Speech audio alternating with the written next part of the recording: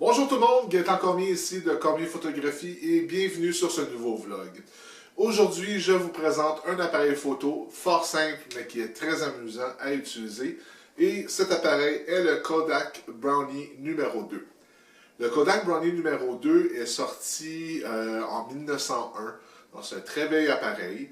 C'est à ma connaissance un des premiers appareils à pouvoir utiliser du film de moyen format, le format 120.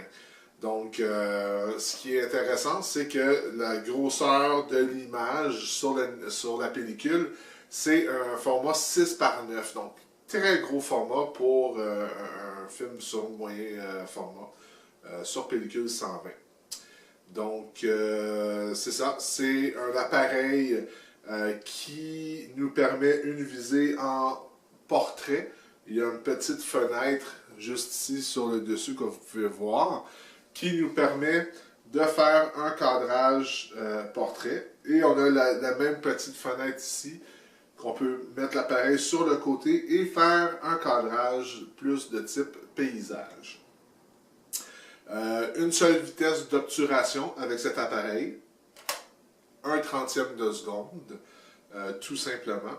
Et il existe une pause B, donc si on veut faire un très long temps de pause avec l'appareil, c'est tout à fait possible. La pause B, nous la retrouvons avec la petite languette qui est juste ici. En tirant cette languette, mais là à ce moment-là, on peut simplement faire une pause et l'obturateur reste ouvert jusqu'à temps qu'on le décide.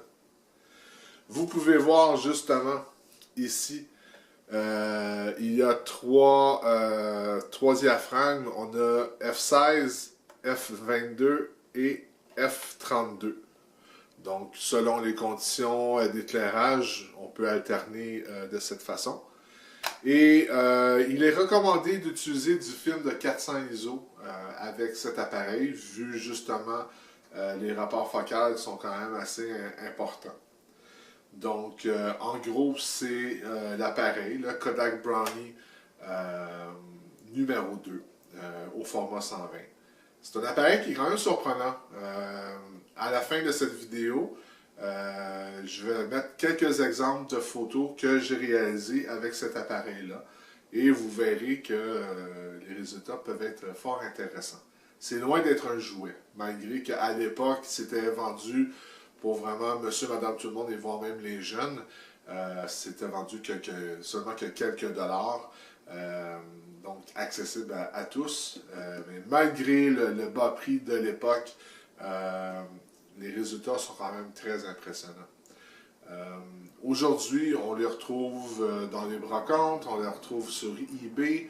De façon générale, je vous dirais 20 $ maximum, soit à peu près l'équivalent de 12 €. Je ne paierais pas plus que ça, honnêtement.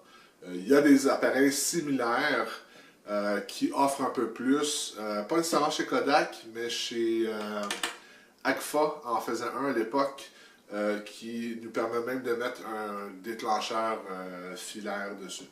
Donc ça peut être intéressant pour faire certaines pauses de longue durée avec un certain contrôle assez précis.